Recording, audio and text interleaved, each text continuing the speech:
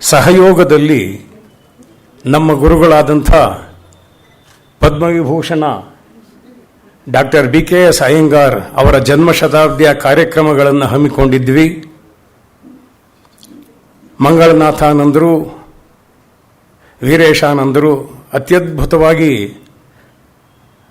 ನಮಗೆ ಅನೇಕ ವಿಚಾರಗಳ ಬಗ್ಗೆ ನಮ್ಮ ಜ್ಞಾನದ ವಿಸ್ತಾರವನ್ನು ಹೆಚ್ಚಿಸಿದ್ರು. ಇವತ್ತು ಆ ದತ್ತಿ ಉಪನ್ಯಾಸದ ಕೊನೆಯ ದಿವಸ. ಇವತ್ತಿನ ವಿಶೇಷ ಅಂತ ಹೇಳಿದ್ರೆ, ನಮ್ಮ ಗುರುಗಳಾದಂಥ ಡಾಕ್ಟರ್ BKS ಅಯ್ಯಂಗಾರ್ ಅವರ ಮಗ ಪ್ರಶಾಂತ್ ಅಯ್ಯಂಗಾರ್ ಅವರು ನಮ್ಮ ಜೊತೆಗಿರೋದು, ಇವತ್ತು ಉಪನ್ಯಾಸ ಕಾರ್ಯಕ್ರಮ ಕೊಡುವುದಕ್ಕೆ ಒಪ್ಕೊಂಡಿರೋದು ನಮ್ಮೆಲ್ಲರ ಬಹುದೊಡ್ಡ ಅದೃಷ್ಟ ಅಂತ ನಾನಾದರೂ ತಿಳಿದಿದ್ದೇನೆ. ಸನ್ಮಾನ್ಯರು ನಮಗೆಲ್ಲ ಮೇಷ್ಟ್ರು. ಅವರ ಕ್ಲಾಸ್ನಲ್ಲಿ ನಾವು ಪ್ರಾಣಾಯಾಮ ತರಗತಿಗಳನ್ನು, ಆಸನಗಳನ್ನು ಅಭ್ಯಾಸ ಮಾಡುವಂಥ ಸಂದರ್ಭದಲ್ಲಿ ನಮ್ಮನ್ನೆಲ್ಲ ಬೇರೊಂದು ವೇದಾಂತದ ಲೋಕಕ್ಕೆ ಕರ್ಕೊಂಡು ಹೊರಟೋಗ್ತಿದ್ರು. ವೇದಾಂತ ಶಾಸ್ತ್ರದಲ್ಲಿ ಪರಿಣತರು, ನಿಷ್ಣಾತರು, ತತ್ವಶಾಸ್ತ್ರದಲ್ಲಿ ಬಹಳಷ್ಟು ಸಾಧನೆಯನ್ನು ಮಾಡಿರತಕ್ಕಂಥವರು. ಎಲ್ಲಕ್ಕಿಂತ ಹೆಚ್ಚಾಗಿ ಅವರ ಬಗ್ಗೆ ನಾನು ನಿಮಗೆ ಪರಿಚಯ ಮಾಡಿಕೊಡ್ಬೇಕು ಅಂತ ಹೇಳಿದ್ರೆ, ಗುರೂಜಿ ಬೆಳ್ಳೂರಿನಲ್ಲಿ ಬಹುದೊಡ್ಡ ವಿಸ್ತಾರವಾದಂಥ ಒಂದು ಜಾಗವನ್ನು ತಗೊಂಡು, ಆ ಬೆಳ್ಳೂರಿನಲ್ಲಿ ಹುಟ್ಟತಕ್ಕಂಥ ಹಳ್ಳಿಯ ಮಕ್ಕಳಿಗೆ ಮತ್ತು ಹಳ್ಳಿಯ ಜನಗಳಿಗೆ ಯಾವುದೇ ರೀತಿ ನಾನು ಕಷ್ಟಪಟ್ಟಷ್ಟು ಕಷ್ಟ ಆಗಕೂಡ್ದು ಅಂಥೇಳಿ ವಿಸ್ತಾರವಾದಂಥ 30 ಹಾಸಿಗೆಗಳ ಒಂದು ಆಸ್ಪತ್ರೆ, ಹೈಸ್ಕೂಲು, ಕಾಲೇಜುಗಳನ್ನೆಲ್ಲ ನಿರ್ಮಾಣ ಮಾಡಿ, ಬಹುದೊಡ್ಡ ಯೋಗಶಾಲೆಯನ್ನು ನಿರ್ಮಾಣ ಮಾಡಿ, ಅದನ್ನು ಅಲ್ಲಿಯ ಮಕ್ಕಳು ಕಲೀಲಿ, ಕರ್ನಾಟಕದವರೆಲ್ಲರಿಗೂ ಅದು ಉಪಯೋಗವಾಗಲಿ, ವಿಶೇಷವಾಗಿ ನನ್ನ ಬೆಳ್ಳೂರಿನ ಮಕ್ಕಳಿಗೆ ಅದು ಉಪಯೋಗವಾಗಲಿ ಅಂಥೇಳಿ ಅದನ್ನು ಕೊಟ್ಟರು. ಅದರ ಧರ್ಮದರ್ಶಿಗಳಾಗಿ ಇವತ್ತು ಕಾರ್ಯನಿರ್ವಹಿಸ್ತಾ ಇರ್ತಕ್ಕಂಥವರು ನಮ್ಮ ಗುರುಗಳಾದಂಥ ಪ್ರಶಾಂತ್ ಅಯ್ಯಂಗಾರ್ ಅವರು.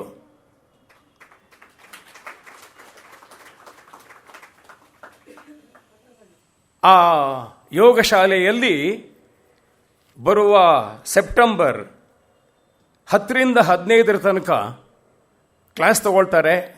ಎಲ್ಲರೂ ಬರಬೇಕು. ಮತ್ತು ನವೆಂಬರ್ 10, 11 ಮುರಳಿ ಅಲ್ಲಿ ಕ್ಲಾಸ್ ತಗೊಳ್ತಾರೆ. ಬೆಳ್ಳೂರಿನ ಯೋಗ ಶಾಲೆಯನ್ನು ಎಲ್ಲರೂ ನೋಡಬೇಕು. ಅತ್ಯದ್ಭುತವಾದಂಥ ಯೋಗ ಶಾಲೆ ಅದು. ಡಿಸೆಂಬರ್ 14ರಂದು ಗುರೂಜಿಯವರ ಹುಟ್ಟದ ಹಬ್ಬ. ಆ ಪ್ರಯುಕ್ತ ಡಿಸೆಂಬರ್ 17ನೇ ತಾರೀಕು ಅವರ ಜನ್ಮ ಶತಾಬ್ದಿ ಕಾರ್ಯಕ್ರಮವನ್ನು ವೈಭವಪೂರ್ಣವಾಗಿ ಮಾಡಬೇಕು ಬೆಳ್ಳೂರಿನಲ್ಲಿ ಅಂತಕ್ಕಂಥದ್ದು ಎಲ್ಲ ಯೋಗ ಬಂಧುಗಳ ಅಪೇಕ್ಷೆ. ಅಲ್ಲಿ ಇನ್ನೂ ಒಂದು ವಿಶೇಷ ಅಂತಂದರೆ 18 ಮತ್ತು 19 ಪ್ರಶಾಂತ್ ಜಿ ಅವರು ಅಲ್ಲಿ ಕ್ಲಾಸ್ ತಗೊಳ್ತಾ ಇದ್ದಾರೆ. ಆ ಕ್ಲಾಸ್ಗಳಿಗೂ ಎಲ್ಲರೂ ಬರಬೇಕು ಅಂಥೇಳಿ ನಾನು ನಿಮ್ಮನ್ನು ಕೇಳ್ಕೊಳ್ತಾ ಇದ್ದೇನೆ. ಮತ್ತು ಇವತ್ತಿನ ಉಪನ್ಯಾಸ ಕಾರ್ಯಕ್ರಮಕ್ಕೆ ದೂರದ ಪುಣೆಯಿಂದ ಇಲ್ಲಿಯವರೆಗೂ ಬಂದು ನಮ್ಮ ಜೊತೆಗೆ ಇದ್ದು, ನಮ್ಮ ಜೊತೆಗೆ ಹೀಗೆ ಒಂದು ಉಪನ್ಯಾಸ ಕಾರ್ಯಕ್ರಮವನ್ನು ಕೊಡೋದಕ್ಕೆ ಒಪ್ಕೊಂಡಿದ್ದಕ್ಕಾಗಿ ನಾವೆಲ್ಲ ಅವರಿಗೆ ಆಭಾರಿಗಳು. ಸನ್ಮಾನ್ಯರನ್ನು ದತ್ತಿ ಪರವಾಗಿಯೂ, ಗೋಖಲೆ ಸಾರ್ವಜನಿಕ ಸಂಸ್ಥೆಯ ಪರವಾಗಿಯೂ, ನಾನು ನಿಮ್ಮೆಲ್ಲರ ಪರವಾಗಿಯೂ ಹೃದಯಪೂರ್ವಕವಾಗಿ ಸ್ವಾಗತಿಸ್ತೇನೆ.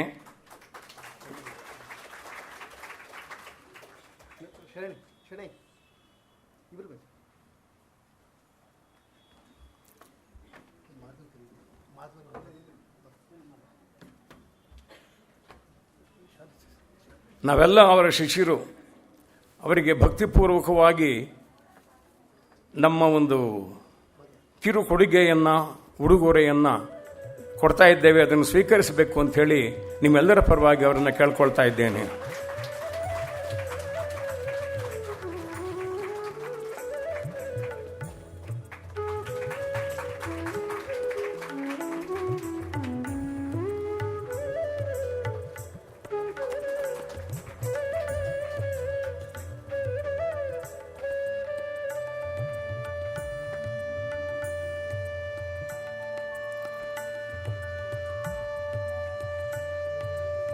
ಪ್ರಶಾಂತ್ ಜಿ ಅವರನ್ನ ಮುಂದಿನ ಕಾರ್ಯಕ್ರಮ ನಡೆಸ್ಕೊಳ್ಬೇಕು ಅಂಥೇಳಿ ತಮ್ಮೆಲ್ಲರ ಪರವಾಗಿ ಕೇಳ್ಕೊಳ್ತಾ ಇದ್ದೇನೆ.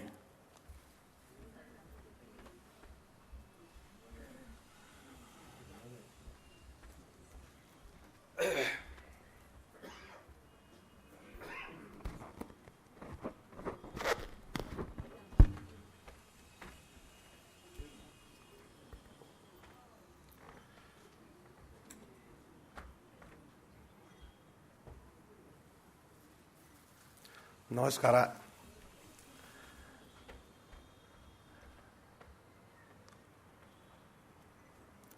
I would like to solicit apologies from you because I will be talking in English, not in Kannada.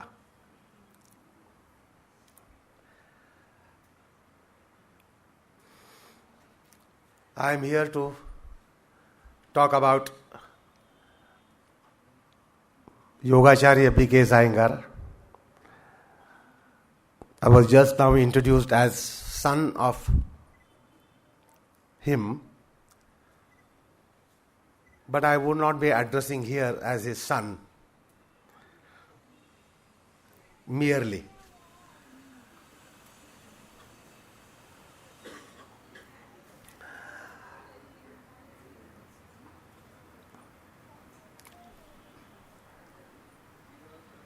Because if I just take that perspective of describing him as my father, it won't be justifying.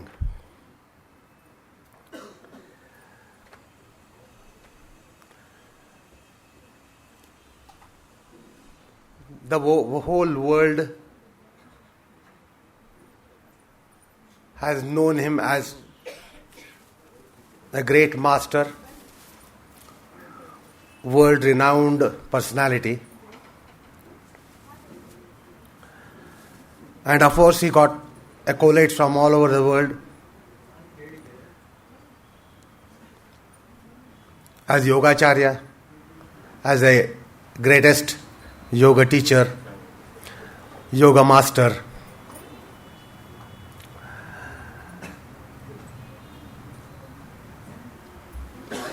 And he almost became a celebrity in his lifetime.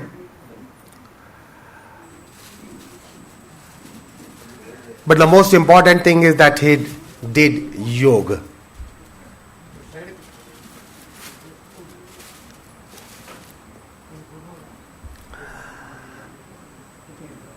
So I will be looking at him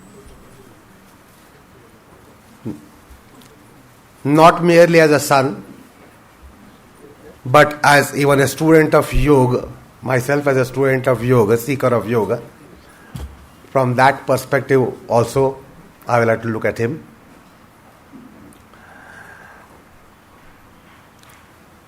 So, as his student and as student of yoga, then perhaps I will be able to justify.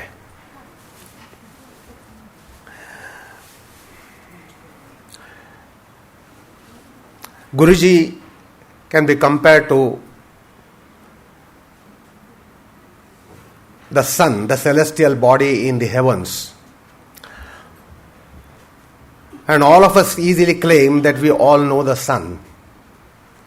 We all have seen the sun, we are seeing the sun, and we know the sun.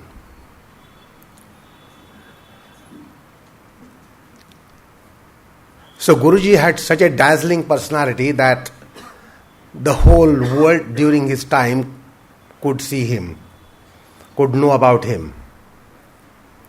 And that's how he became world renowned.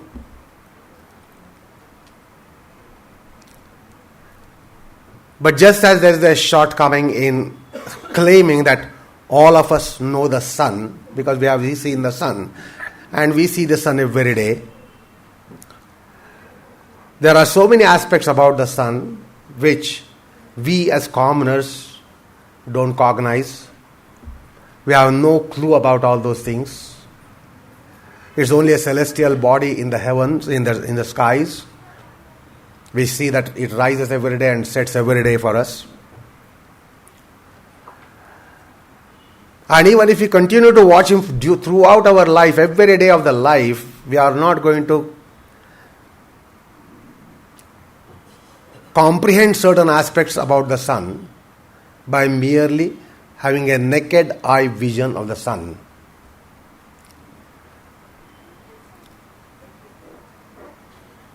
So the most of the world had a kind of naked eye vision about Guruji, and with that they got some perception about him. But then, as I said, with reference to sun,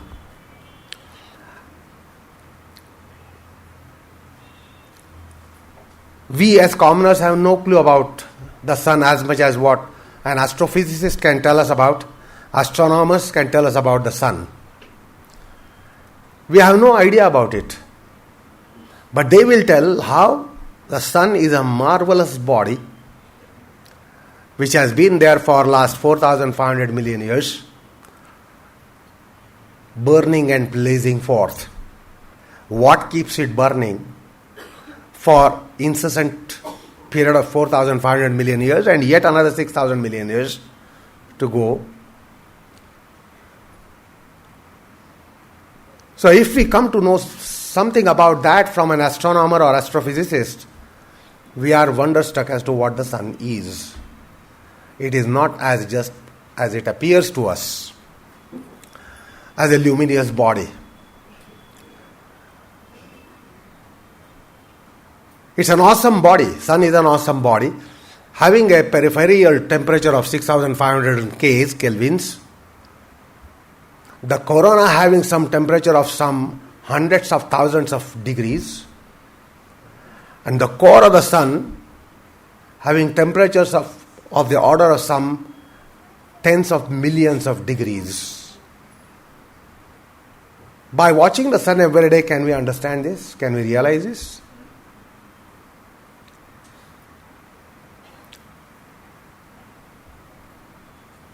So, if we solicit some information from astrophysicists, astronomers, we can get some awe-inspiring information about the sun. But the sun is not just that.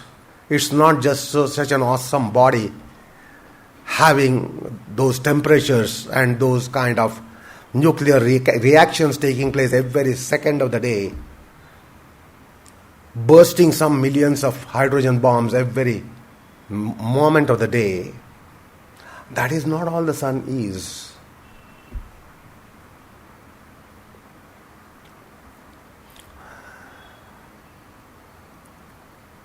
The seers of the lower, for example, the well-known seer Vishwamitra. What was the sun for Vishwamitra?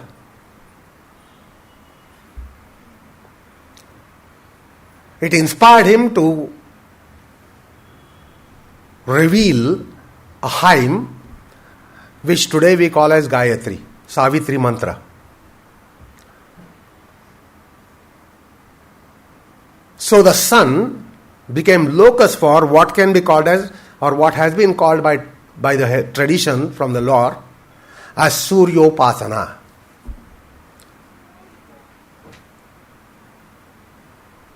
No astrophysicist or astronomer will ever know about it, as to what the sun is.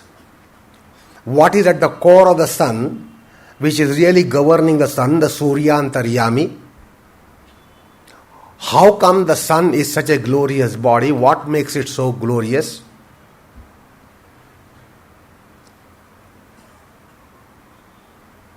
So the wisdom of the lore had a concept called tripartite constitution. So they looked at the body such as of the sun with the three perspectives called Adibhautika, Adidaivika, Adhyatmik. The astronomers and astrophysicists will just stop at its Bhautika Swarupa. Not even Adibhautika, Bhautika Swarupa. And then with that we get the information which are really awe-inspiring. Open out any encyclopedia about the sun or a book on astrophysics, astronomy, and then if the sun is being described, it is really, really awe-inspiring. But that is not all. The sun is much more than that.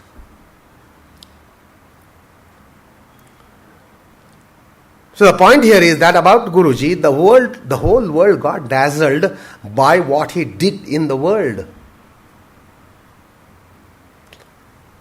And his generation of students today who are there, who claim that they were students of Guruji, were also enamored and they were really dazzled by his abilities, by what he did in the world, what he did for the world.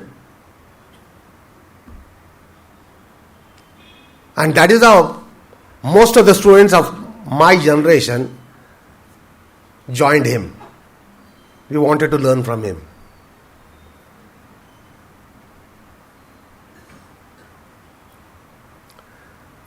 And of course he got all rewards for what he did in the world.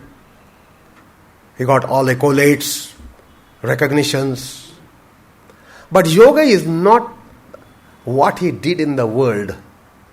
Yoga was not what he showed, performed, displayed, make his students see. Because yoga is something that happens inside.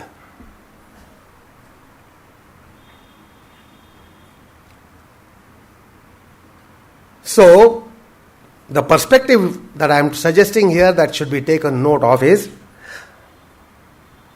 what did he do inside him, within him, in his yoga? None of us could have cited that. None of us could have seen that. It is not something for naked eye perception that we can see. Because yoga is done something within. So if he is so renowned, got renowned in the world, it is not because of what he did within, but what he did without.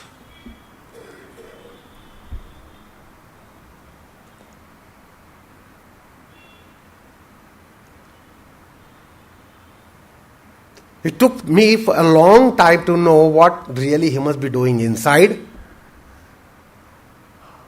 When I became student of yoga, had I remained merely as a follower of B.K.S. Iyengar, I would have been under a gravity. And I would not have revealed. Because that is a tremendous gravity.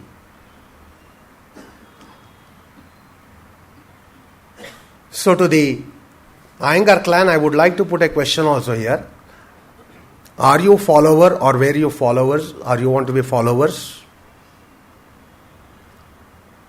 Do you want it to be students of B.K.S. Iyengar?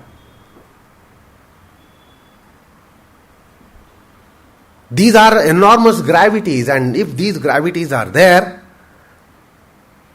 then we will be blindfolded for what he did within him. We must be students of yoga. So when I became student of yoga, then I started getting inferences as to what he might be doing.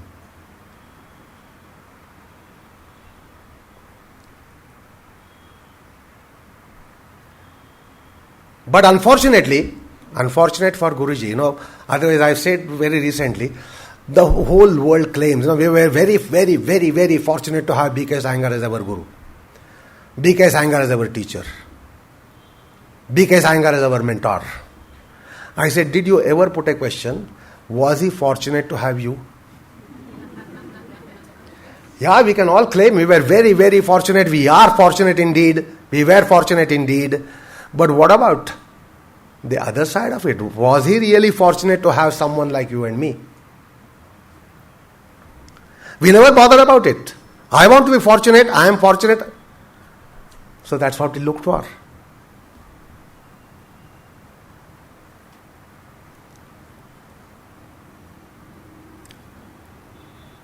So that's why many of his so-called students are his followers, are his students.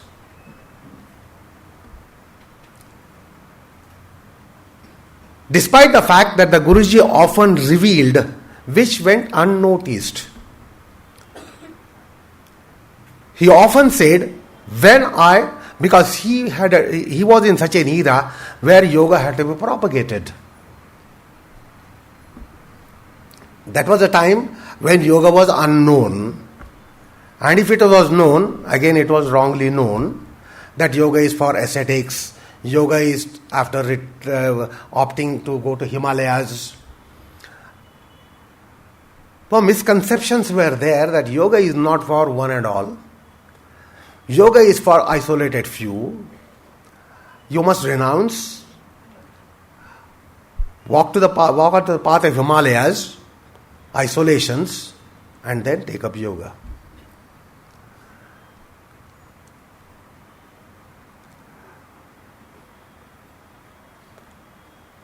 So yoga was unknown in a great way in those days. Now today, we get a feeling that yoga is well-known subject. But the fact of the matter is yoga is misknown today. So enormously misknown.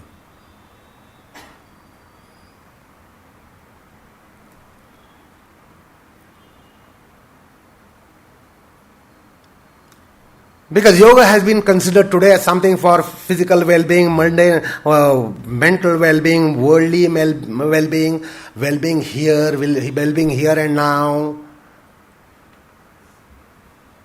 So this is how yoga has been catered in our world.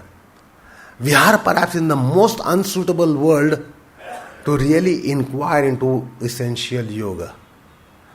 You must be odd one out to think about what yoga is. Otherwise the conditions are such, the gravities are such, that this is not the suitable time for us to know about yoga.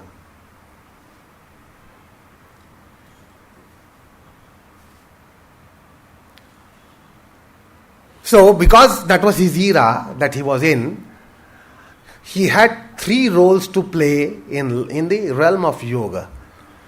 So propagation was one,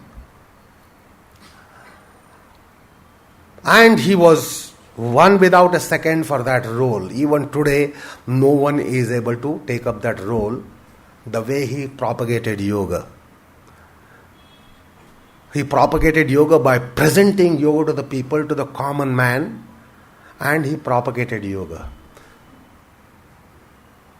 That was in one role. The second role that he played was, he said, when I perform or make presentations,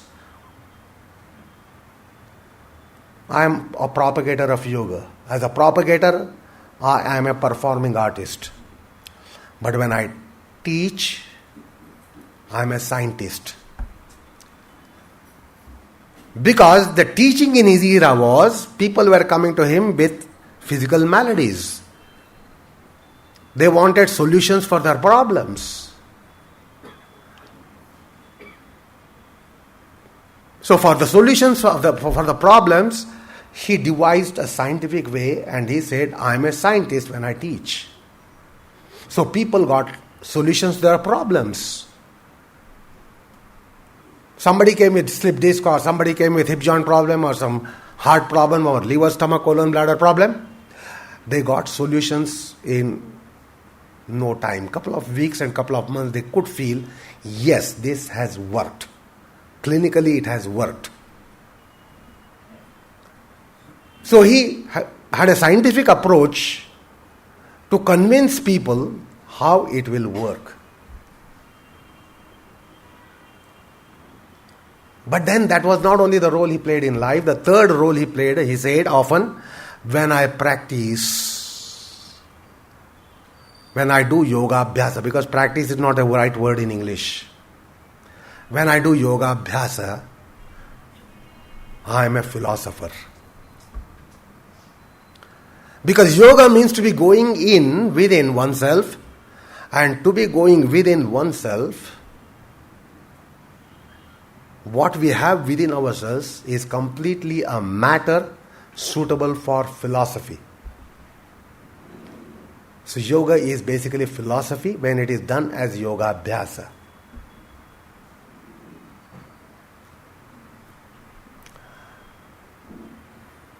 Let me clarify here, because just now I said I don't endorse the word practice which comes to yoga abhyas in English. Practice is insufficient word, improper word, misleading word, because practice means to repeat and repeat and repeat. What do you practice? Where you are not perfect, you will practice. By practice, you will get the perfection. That's why they say practice makes the man perfect.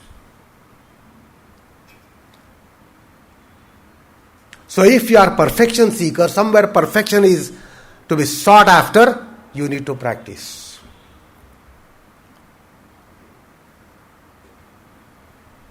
To refine your action, refine your activity and action, you require practice.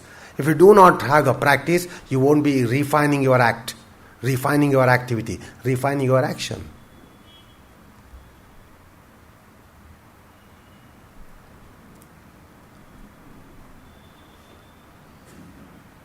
So the word practice has come for abhyasa. When they render Yoga Sutras into English, abhyasa vairagya abhyam tannirodha, abhyasa rendered as practice. This is highly misleading.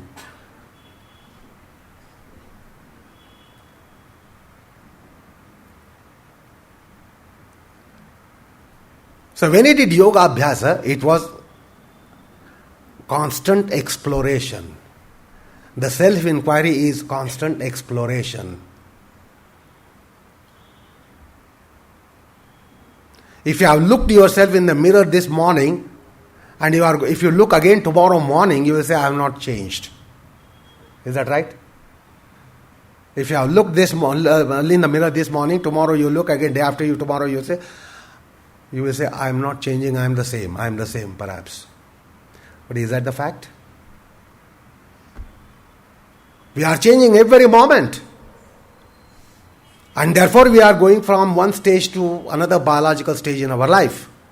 It's not that we have the changes of overnight on a day. So we are constantly changing.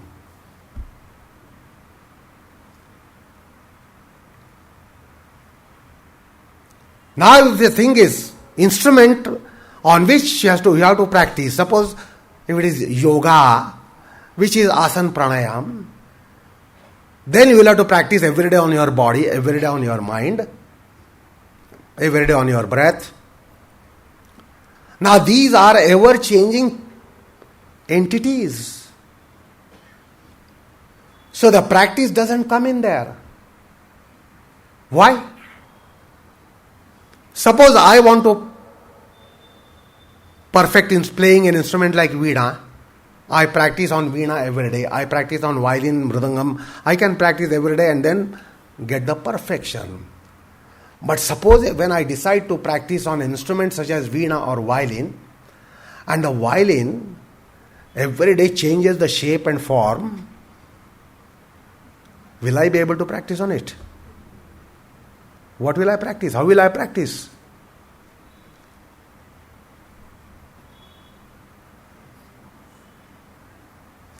Now today you are all working on your laptops, computers, laptops. Suppose the keyboard develops a human mind and goes on changing its position every day, every now and then, any time of the day. How are you going to perfect the keyboard? You do not know. Today the A is here, in next 2 minutes or 5 minutes it might be somewhere else. If that is going to happen to the keyboard, like our human mind, totally unpredictable, what are you going to practice? Where are you going to practice? So I just suggest the software engineers opt for a keyboard which has its own mind. Sometimes it becomes larger, sometimes it becomes smaller, sometimes it changes the positions. How are you going to perfect the keyboard? The fact of the matter here, the body is like that. Mind is like that. If body is instrument and mind is instrument for you to practice yoga, you cannot be practicing on it because it is unpredictable. it will be changing every now and then. So the instrument is changing in shape, form, position, condition. If Veena says, today I am lazy, don't touch me, how am I going to practice? Suppose it develops a human mind. How will you ever practice? Thank God for our classification, we consider Veena as an inert instrument. It doesn't have its own mind. Therefore, we can apply our mind on it. But suppose it has its own mind, and tomorrow Veena becomes this small, and tomorrow it becomes this large. How will I ever wield it and play on it? Practice is not the suitable word in English for yoga abhyas. It is ever exploring. What is the mind now? What is the shape of the mind? What is the shape of the body? What are the dispositions of the body? What are the dispositions of the breath and mind? It's ever changing, ever changing, ever changing. It's a fleeting flux. If you are students of metaphysics, you will come to know that matter is fleeting flux. Body is matter, mind is matter, breath is matter. There is no chance of practicing and perfecting it. But it seems to us, it's a visual reality for us, that somebody practices regularly and perfects the asanas, somebody practices pranayama and perfects pranayama. It is not the case. Every day it's an exploration. Let me know, how is my Veena today? What is the size of the Veena today? How many frets are there for Veena today? Because the frets might change today and tomorrow. This doesn't happen to an instrument like Veena. The frets don't change.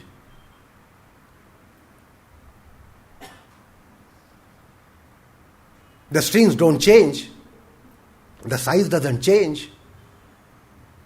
Its disposition doesn't change. Like we can say, today I am not so well indisposed, I won't do it. I am well disposed, today I will do it. Nobody wants you to do it, but you will say, I want to do it. Everyone wants you to do it, but you will say, I will not do it.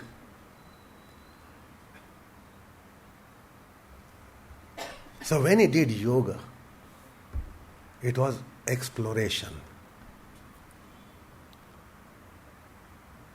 It was every time a revelation, every time an exploration. It is not a field where somebody should practice. That is why there is more suitable Sanskrit and vernacular word called yoga abhyasa. Abhyasa, a technical word here, which means effort to be steady the mind. Tatra sthito yatnaha abhyasaha. When you try to steady your mind, that is called abhyasa. Now you will have different states of mind. Every day if you make an effort to steady the mind, it will be every time different effort. Today the mind is lazy, I want to make it steady. Today the mind is mercurial, I want to make it steady. Today the mind is monkey mind, I want to make it steady. Today mind is scorpion mind, I want to make it steady. Today my mind is snake mind or the cobra mind, I want to make it steady. So effort to be steady the mind, be calm the mind is called abhyasa. This is not, there is no regimentation for it. So when he did yoga, he was totally a different person. It was a different endeavor.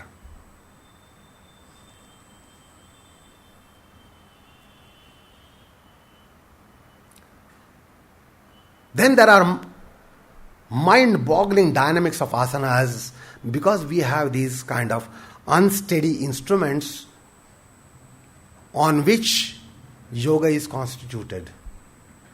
Unpredictable body, unpredictable mind, unpredictable psyche, unpredictable consciousness. And then they are put in an assembly for the mind to become steady. That's really a marvelous scheme. So what he did within himself, for which he never got any accolade in the world. Nobody realized that. Nobody could imagine that. What he did within himself. Because yoga is to be doing something within oneself.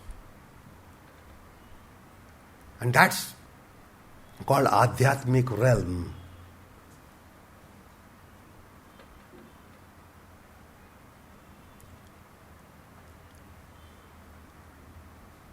What is your pronoun I?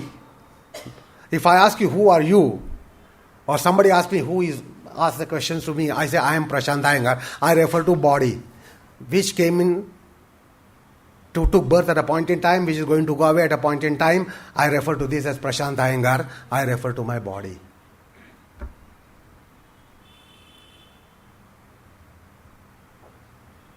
But when yoga is done, it is done in the I, not the pronoun I, but the I in very consciousness. This pronoun I has delimitations: caste, class, creed, gender, status, age, conditions, stature, status. All these delimitations are here. Suppose all these delimitations are removed from your pronoun I, you almost cease to exist.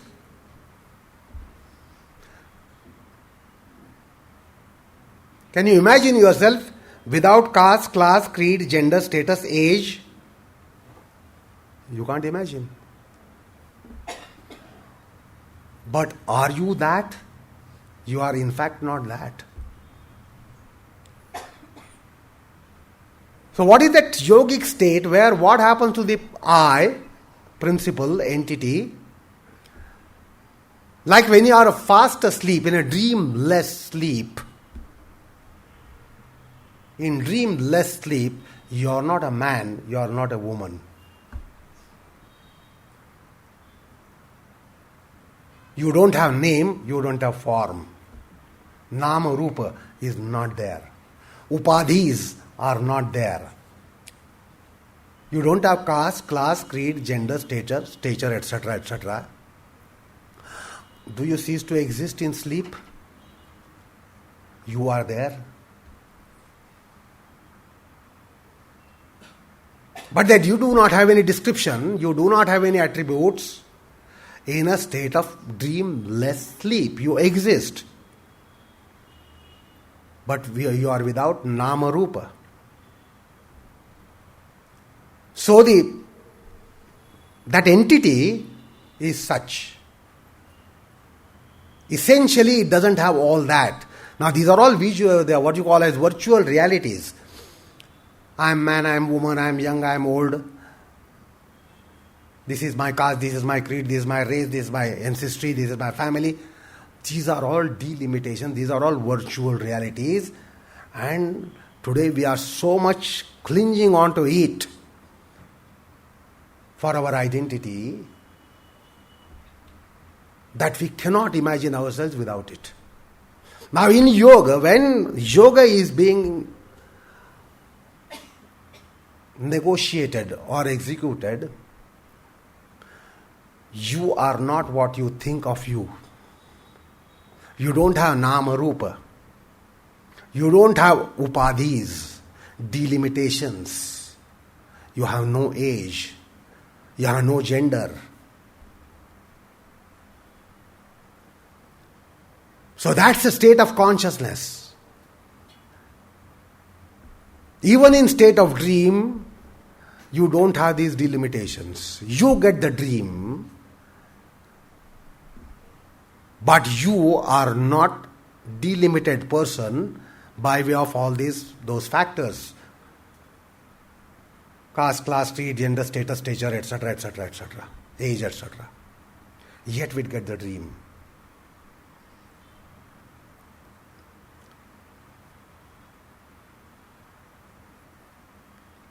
Today we are all in some faith. Some faith is there, Hinduism, Christianism, thisism, thatism, Judaism.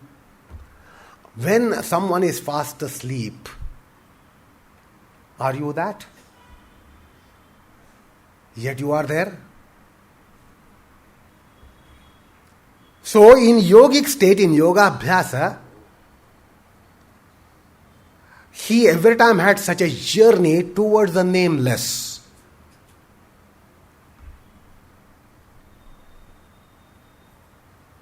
And therefore, he generally called it's a philosophical life for me.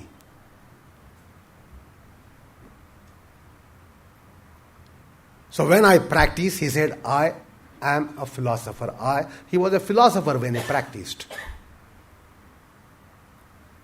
Because that was in the realm of the I as an entity, which is not a virtual reality, a reflection. Our I is a reflection, and our reflection has all these attributes.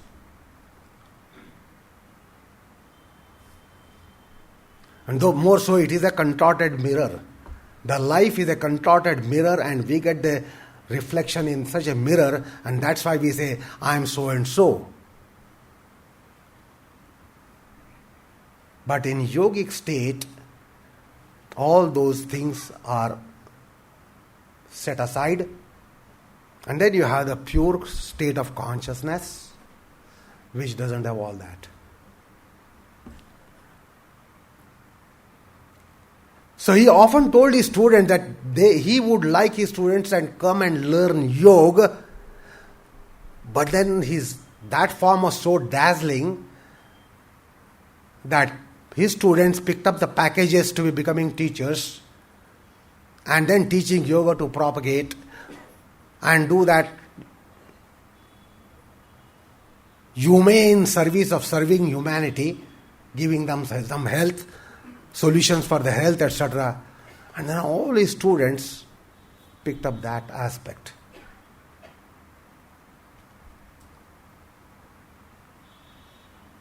Because to be learning a subject like yoga, as is our tradition, it's a Gurukul system.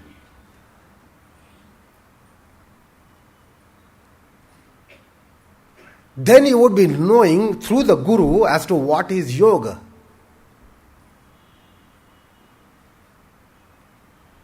But that was his misfortune, that he did not get such students. They came for a couple of days and couple of weeks and couple of months. They perhaps came couple of weeks every year for 30, 40 years and then claimed that I am a 40-year-long student. But if you try to ask them for statistics, how many hours did you put up with him? They claimed 40 years, but did not even sum up to 40 hours.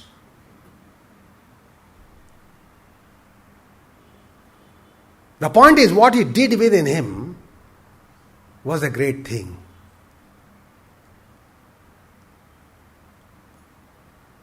So what he got after his life was based on what he did within himself, not what he did for the world.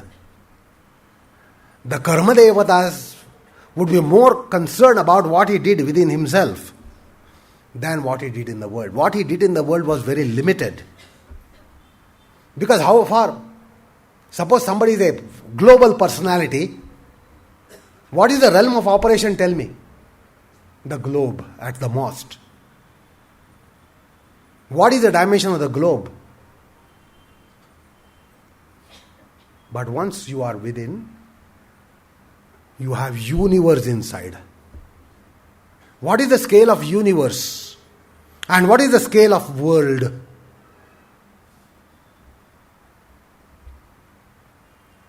So what he did in the world was in a way paltry bit.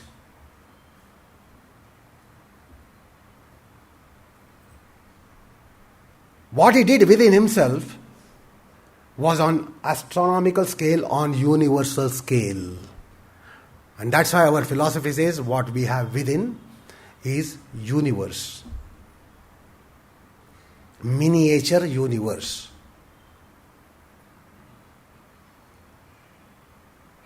That is why our identities won't stay.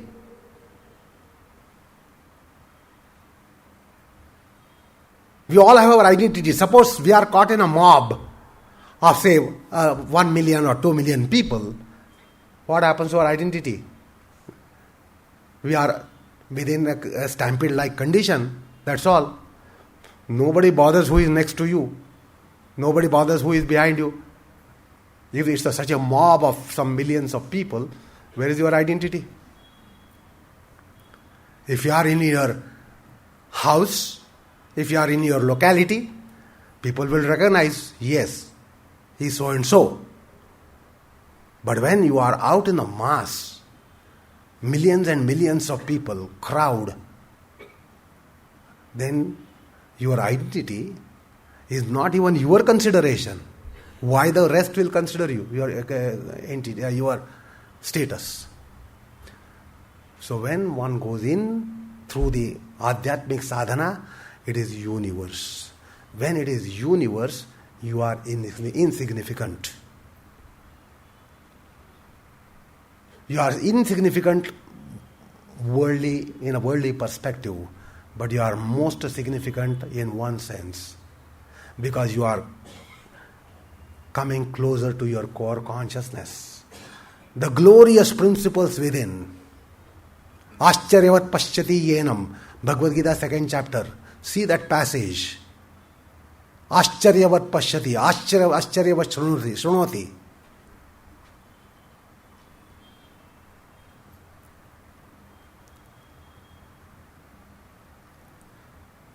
So for you people to have little understanding of it, the dynamics of yoga, it is not a condition that I am doing Shirshasana.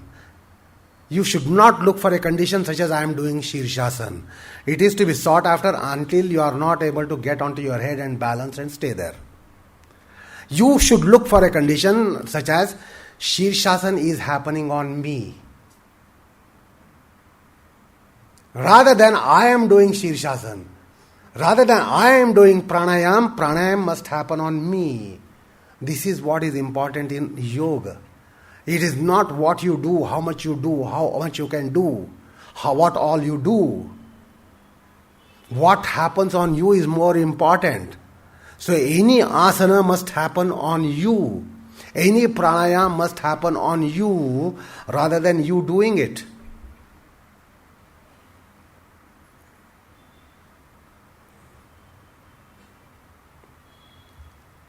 So once you get into the internal realm, you start understanding how enigmatic the concept of pronoun I is. Otherwise we think I know, I am. We are not a problem to ourselves. And therefore we have become problems for others. We deem that I know myself. If you are initiated to the philosophy, then you will be told that there's a major inquiry about who am I. For worldly mundane people, it's no question, no problem. Who am I? Who somebody else is our problem. Who am I is not a problem. That is why in Adhyatma you are initiated into such an inquiry where this becomes of paramount importance. Who am I? It is really a question worth making an exploration.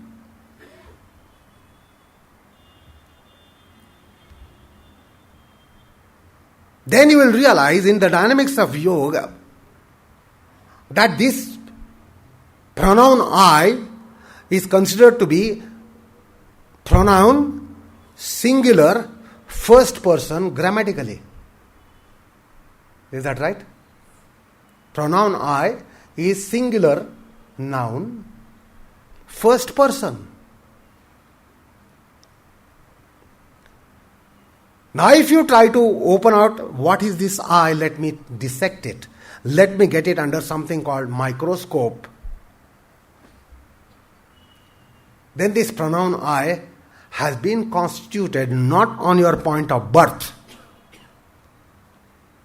but has come from time without beginning. Whatever you were in your life, last life, and previous lives, they all are constituents of your pronoun I. If suppose I was an elephant in my last life, my pronoun I has an elephant constituent. If I was a dog last life, I have a dog constituent in my life. If in one of the previous lives I was a snake or cobra or dinosaurs, they are constituting my pronoun I. How is the pronoun I constituted? Tell me. Otherwise. So in yoga you realize it is not a singular entity, it's a plural entity. I is constitution of we. I is constituted by we. This is the metaphysical reality. So, being student of yoga, you will be also getting initiated into the metaphysical realities.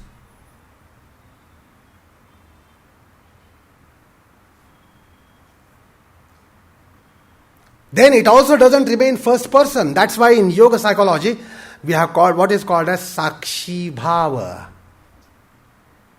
Sakshi Bhava. Who is being witnessed?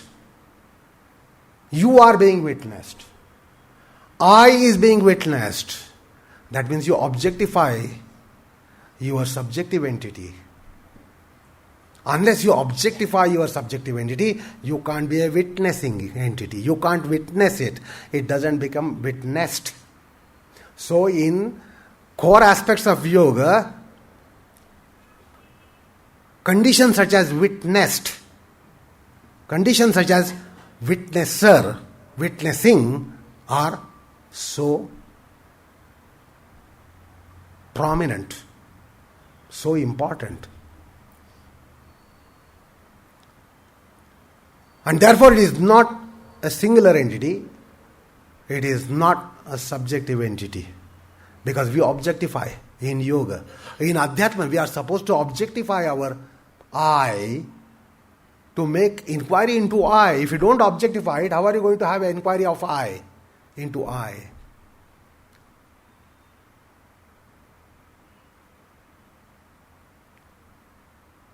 So Guruji developed many precepts based on what he experienced in those highly internalized states.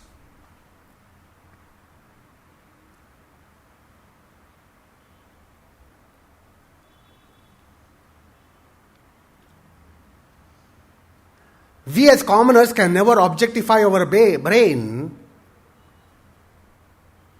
and that's why we leave someone else to do that. Someone else, a radiologist, will scan our brain, objectify our brain, carry out encephalographic studies, and then describe our brains. Can we objectify our brain? In yoga, the brain is thought about. Brain is not a thinker. The brain is thought about. These are the dynamics of yoga. And that's why it was an enormous realm when Guruji was practicing. And he turned out so many precepts about it. But the students won't stay around. They wanted something consumeristic. Give us some solutions to sciatica problem, back problem, spine problem, neck problem, liver problem, menstruation problem, women's problem, etc., etc. They wanted solutions. That's why they came to him. Because he also had that, they could get something out of it.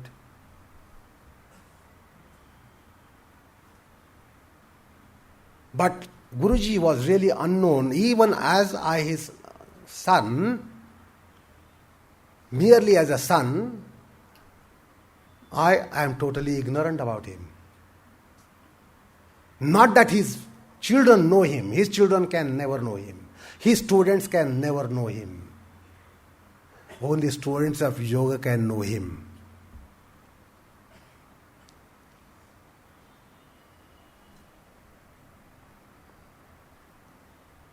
Because for his children, after all he was father, and then they saw him as a father, then they saw his somebody's uncle, somebody's brother, somebody's what, and they saw how he interacted.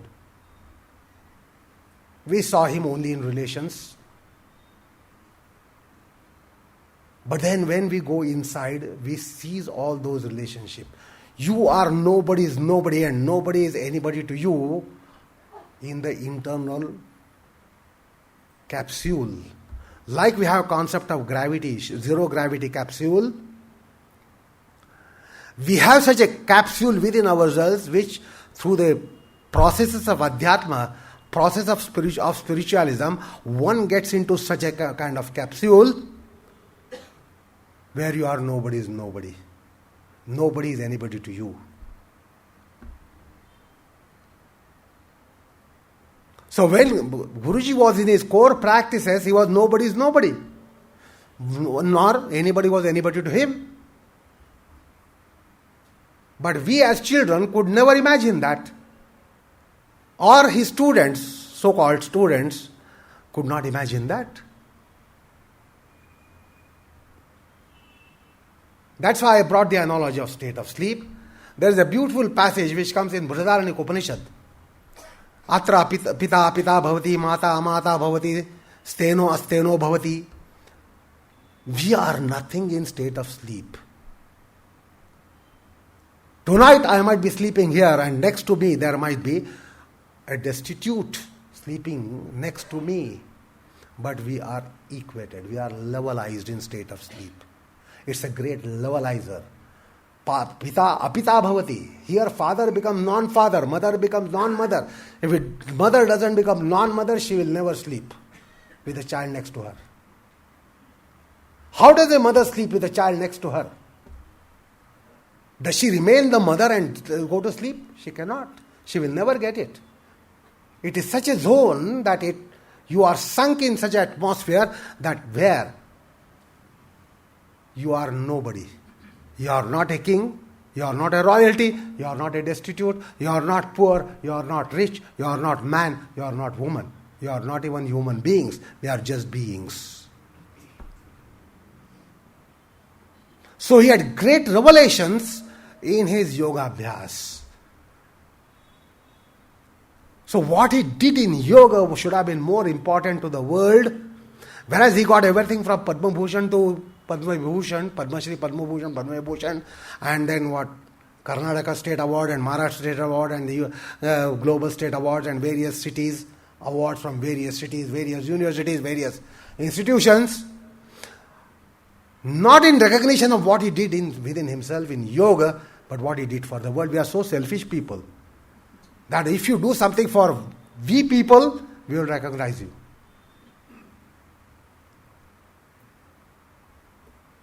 You must do something for us, and then we will recognize you.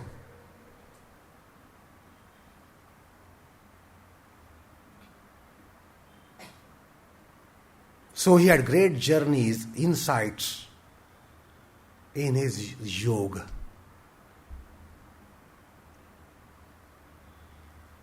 Maybe the whole world will come, he was a great yogi. This is like, suppose you get also a university degree, where they say, we the chancellors and vice chancellors, they call you degree. Rather than, suppose you get a testimony, we the Tom, Dick and Harrys of the world, accord you BA, BSc, MA, MSc and doctorate, etc. Is it of any worth for us? Who should recognize our academic caliber is the chancellors and vice chancellors and the faculty of universities. They should recognize, not some Tom, Dick and Harry in a city market. Your Bangalore city market. That's why we have wonderful notion in Marathi. It's called Mandai Vidyapit. Mandai means market. Many of them get high positions in Mandai Vidyapit, like your Bangalore city market. So tomorrow suppose Bangalore city market starts issuing certificates, testimonials.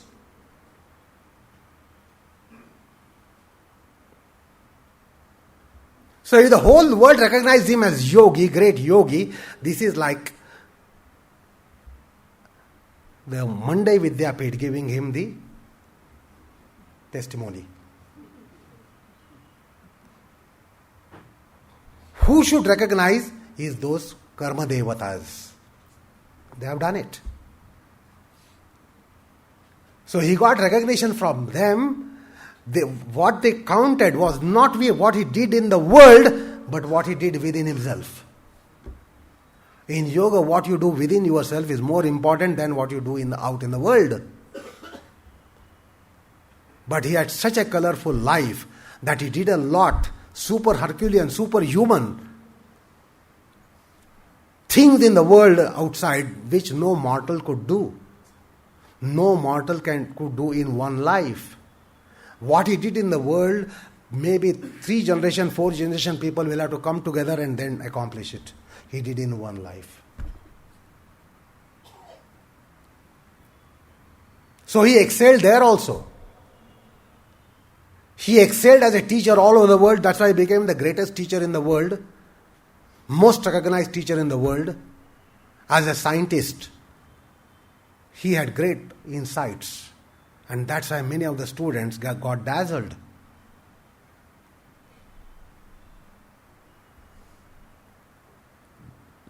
But nobody bothered about what he did within himself. That was the most important thing. That has weighed greatest for what he might have attained after his departure from here, this world.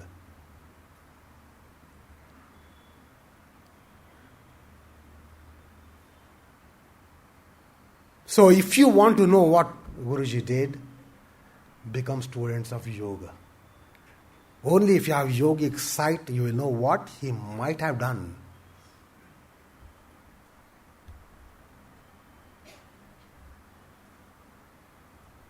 He wanted them to be students of yoga rather than students of Iyengar. That's why he did not endorse with the concept or notion of Iyengar system. He was not for it. The world had conveniency in coining something as Iyengar yoga so that they can have identity in the world, and that's why the students, for this ulterior motives, called something as Iyengar yoga, put some framework for Iyengar yoga so that they get a kind of entity or distinction, because so many yogas have sprouted in the world. They wanted a status, and that's why students wanted to call as Iyengar yoga, something as Iyengar yoga, for which he never endorsed. He said there is nothing like a personal yoga, Iyengar yoga. Within yourself, you are not a person. It's a transpersonal world. We mortals never imagine something transpersonal. We know something at the most as personal life. What is our personal life? Which is something nobody should interfere. Nobody should dabble into it. Nobody should look into it. Why do you look into my personal life? Because we are not anything beyond personal. We have no life beyond personal life. We have it, but has gone unnoticed. Again, I repeat, the state of sleep. That's why it is one of the 3 states of consciousness: Jagrata, Sushupti, Swapna and Sushupti. And there is a 4th state called Turiya, that is the yogic state. In yogic state, you have similar state, but you are not disconscious as it happens in sleep. That's the difference. So we have a beyond personal life even in state of sleep, which we don't count at all. And that's why we do not see something as impersonal life or transpersonal life.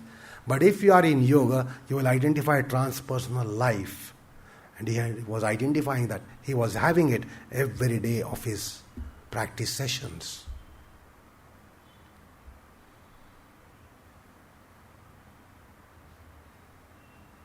That is why he was bubbling with energy throughout his life. Otherwise, he was putting up very hard work. If you put a lot of hard work, you know what happens to your energy. Despite the hard work, he never had a dissipated condition in energies. It was ever bubbling energy, electrified energy. Why is it? Because he was getting rejuvenated by touching the core of consciousness.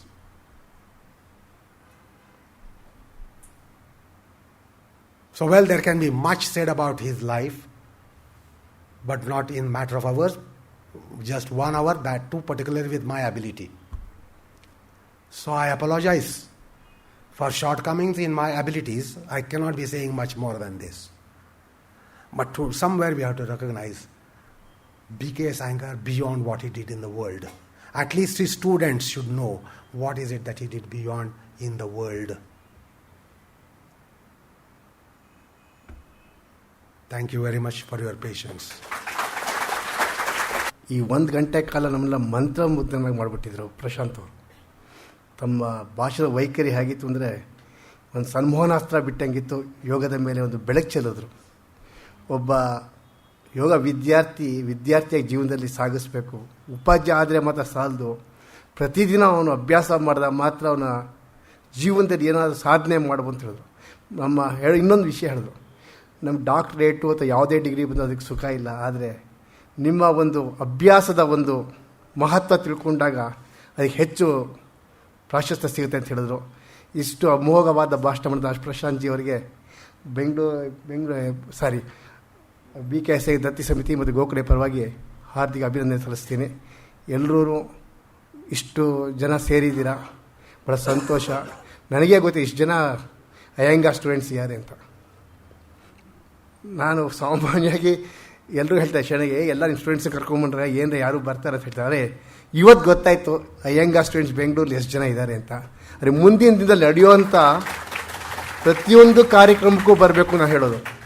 ಯಾವುದೋ ಇವತ್ತೊಂದೇ ಪ್ರಶಾಂತ್ ಜಿಯವ್ರು ಬಂದ್ರಿ ಅಂತ ಅನ್ನೋದ್ರ ಬದಲು ಗುರೂಜಿಯವ್ರ ಕಾರ್ಯಕ್ರಮ ಅಂದ್ಕೊಂಡು ಒಂದು ಬರುವಂತೂ ಆಗಬೇಕೆ ಹೊರತು Prashant G ಅಥವಾ ಗೀತಾಜಿ ಬಂದು ಇನ್ನೊಬ್ರು ಬಂದು ಆ ರೀತಿ ಆಗಬಾರ್ದು.